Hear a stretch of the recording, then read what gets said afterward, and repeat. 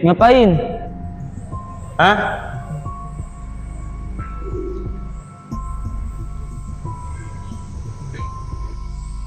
Sabar sih, tahan dulu.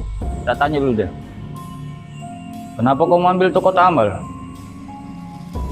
Kenapa? Ya karena aku butuh uang. Kau pikir gampang hidup di jalanan? Kalau butuh tuh minta, terus mencuri di masjid lagi. Minta. Kau pikir aku nggak pernah nyoba? Tapi ini dosa besar, apalagi kau melakukannya di tempat ibadah. Setiap manusia pernah berbuat dosa. Setiap dosa juga bisa diampuni dengan tobat. Tapi lo tau nggak sih yang lo lakukan ini salah? Salah, benar, apa bedanya? Tuhan pun tidak pernah peduli sama aku. Kau jangan gitu. Tuhan tuh selalu ada. Hanya kita saja nih yang selalu menjauh darinya. Siapa tahu dia butuh pertolongan. Kan kita nggak tahu apa yang dialaminya. Kau kenapa membela dia? Dia sudah mencuri. Betul, orang ini pantas dihukum, bukan dimaklumi. Shit, Gudam. Jangan begitu, sabar. Islam tuh maafkan, menghakimi. Kok lu bisa gini sih? Karena aku suka. Satu-satunya cara agar aku tetap bertahan, ya gini.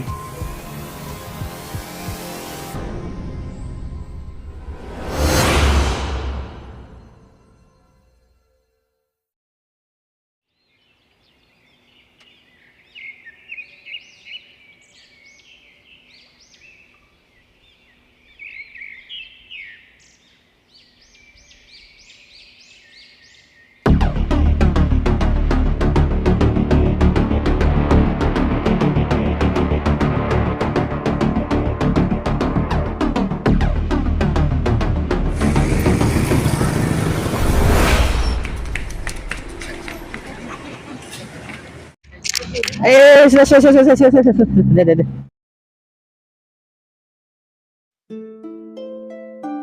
Nama masih bantuin aku. Ini pelajaran buat dia, mungkin dia butuh sadar dengan caranya sendiri. Tapi, apakah ini benar? Ya bangun, Allah masih kasih kamu kesempatan. Kita semua pernah tersesat, tapi selalu ada jalan pulang.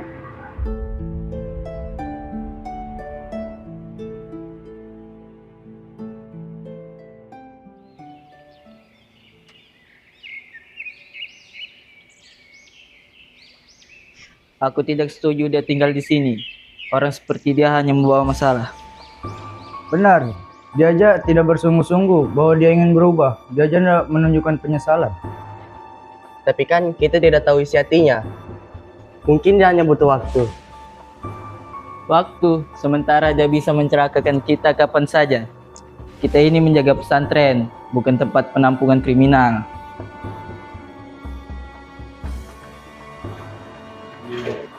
Syad, jangan terlalu keras. Tugas kita kan menunjukkan jalan. Arham, aku setuju, tapi ada batasnya. Kita tidak bisa terus-menerus saling memaafkan tanpa melihat perubahan nyata. Mungkin benar, tapi aku masih berharap dia bisa berubah. Mereka semua sama saja. Katanya peduli, tapi bicara di belakang. Kalau begitu, apa gunanya di sini?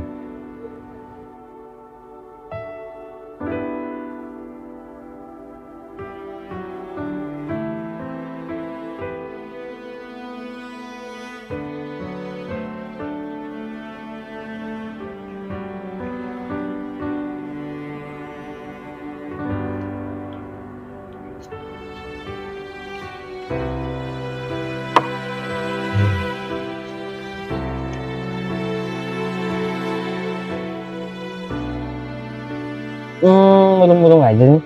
Ada apa sih? Ada yang mau diceritain gitu? Cerita. Cerita buat apa? Semakin aku bercerita, semakin banyak orang ngomong di belakang. Ya, wajar-wajar aja sih. Manusia selalu takut pada apa yang tak mereka pahami. So, apa yang kamu pikirkan? Aku pikir semua orang munafik. Katanya memaafkan, tapi lihat apa yang mereka omongin di belakang. Islam, agama ini nggak ada bedanya sama yang lain, cuma penuh penghakiman. Nah, abang belum lihat Islam yang sebenarnya. Islam itu tidak dilihat dari pemeluknya berpikir bagaimana, tapi dilihat bagaimana sang pencipta memberikan wahyu pada agama tersebut. Sang pencipta, kalau dia ada, kenapa aku kayak di neraka? Abang tahu gak sih bahwa dalam setiap kehancuran itu pasti ada tujuannya. Ya seperti benih yang harus ditanam ketika pohon itu mau tumbuh. Filosofis banget Pak Kiai, tapi kok nggak bisa buktikan Tuhan itu ada. Semua ini cuma kebetulan besar pemalam. Aku lebih percaya sama fisika kuantum daripada cerita dongeng. Oke, mari kita bicara tentang fisika. Kamu tahu prinsip kausalitas kan? Dimana segala sesuatu itu ada penyebabnya. Tentu saja, tapi itu bukan berarti ada Tuhan. Partikel kuantum bisa muncul dari ketiadaan. Dari ketiadaan atau dari sesuatu yang tidak kita pahami. Bukankah partikel kuantum itu harus tunduk pada aturan tertentu? Aturan itu adalah sifat alam, bukan Tuhan. Alam semesta ini ada karena hukum-hukum fisika, bukan karena sesuatu yang goib. Kalau begitu, siapa yang menciptakan hukum-hukum tersebut sehingga alam bisa berjalan dengan presisi sampai manusia bisa memahaminya? Siapa? Itu asumsi, bukan fakta. Mungkin hukum-hukum itu selalu ada tanpa perlu dicipta. Itu pertanyaan yang bisa kamu tanyakan untuk mempertanyakan esensi Tuhan. Tapi coba kamu pikir deh, bukankah lebih masuk akal kalau ada yang merancangnya daripada hanya terjadi secara kebetulan? Itu asumsi, bukan fakta. Aku nggak butuh Tuhan untuk menjelaskan hidupku. Yang ku butuh cuma cara untuk bertahan. Mungkin bukan agama yang tidak membantu, tapi kamu yang belum siap menerima jawaban. Aku di sini bukan untuk memaksamu, tapi untuk mendampingimu mencari jawaban.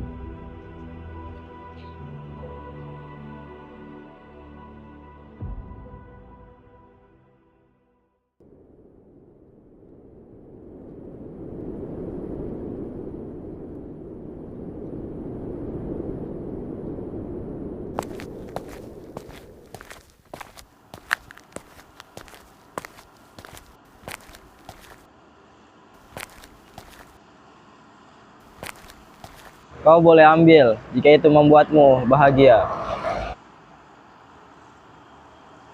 Hah? Kau tahu aku di sini?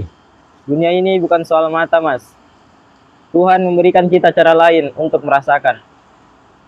Kau bicara apa sih? Aku cuma lewat. Kalau begitu, duduklah. Lewatkan waktumu sebentar di sini. Mungkin kita bisa berbicara.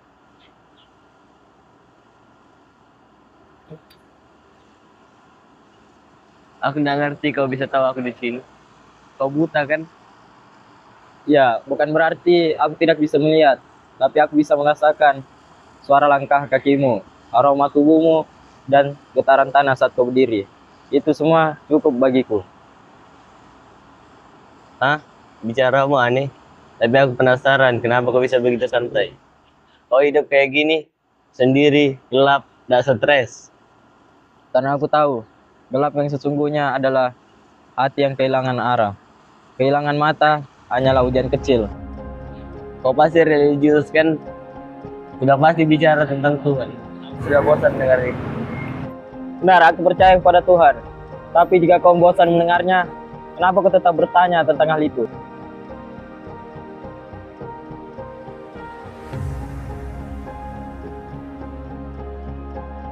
Karena nggak ada jawaban. Aku sudah cari di jalan, di masjid, di pondok pesantren. Mereka semua ngomong sama. Tapi nggak ada yang bisa buktikan bahwa Tuhan itu ada. Aku punya pertanyaan.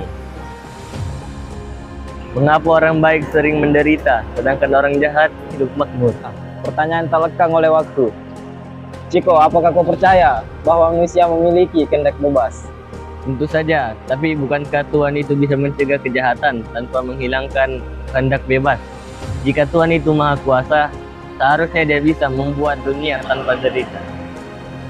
Lalu, apakah dunia Tanpa penderitaan berarti dunia yang lebih baik. Jika tak ada kejahatan, maka kita tidak akan memahami kebaikan. Dan tidak ada penderitaan, maka kita tidak akan merasakan empati dan kasih sayang. Itu seperti mengatakan bahwa api diperlukan untuk menghargai air. Tapi jika orang dibakar hidup-hidup, apakah kita harus tetap terima? Aku tidak mengatakan bahwa penderitaan itu baik, tapi aku ingin kau melihat bahwa di balik penderitaan ada makna yang bisa ditemukan. Seorang dokter yang mengobati pasiennya tidak akan pernah mengatakan bahwa penyakit itu baik, tapi dari sanalah lahir ilmu pengobatan dan kasih sayang. Tapi banyak penderitaan yang tampak sia-sia. Anak-anak kelaparan, perang yang tak kunjung usai. Di mana kasih sayang Tuhan dalam semua ini? Dunia ini bukan surga, tetapi Tuhan menciptakannya bukan untuk kesempurnaan, tetapi sebagai tempat ujian. Dunia bukan tentang kenyamanan, tapi bagaimana manusia meresponnya. Kejahatan ada karena manusia memilihnya, bukan karena Tuhan menghendaki. Jadi Tuhan membiarkan kejahatan ini terjadi demi ujian. Bukankah itu terdengar kejam? Bukan membiarkan, tapi manusia diberi kebebasan. Jika Tuhan menghapus semua kejahatan secara paksa, maka manusia hanyalah boneka tanpa kehendak. Keimanan tanpa ujian bukanlah keimanan sejati. Lalu bagaimana dengan orang-orang yang menderita tanpa kesalahan? Apa mereka hanya korban ujian dari orang lain? Tidak ada penderitaan yang sia-sia di mata Tuhan.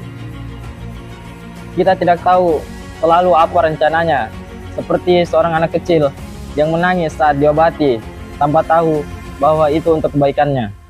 Namun manusia diberi akal dan hati untuk membantu sesama, bukan hanya menyalahkan Tuhan semata. Jadi kau percaya bahwa ada makna dalam setiap penderitaan, meski kita tak selalu bisa melihatnya. Bukan hanya percaya, aku melihatnya di setiap tangisan yang berujung harapan, dan dari luka yang menjadi kekuatan, mungkin kau akan melihatnya. Menarik, mungkin kau orang yang tepat untuk membuatku lebih dekat kepada Tuhan.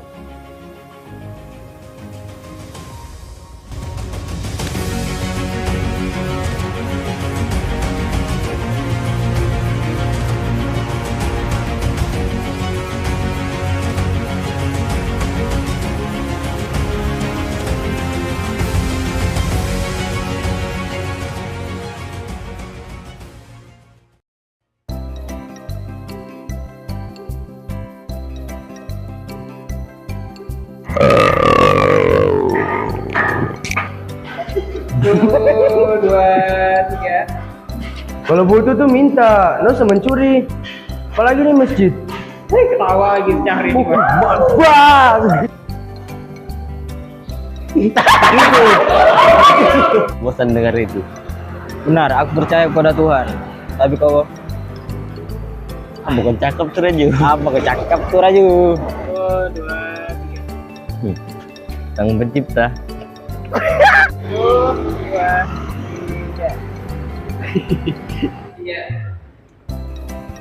Nah, kau berdiam sih, maju dulu. Kamu yang tidak memberikan. Hai.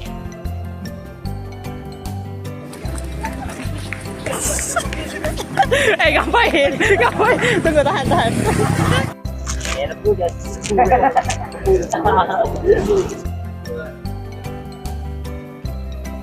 Waktu sementara dia bisa mencelakakan kita kapan?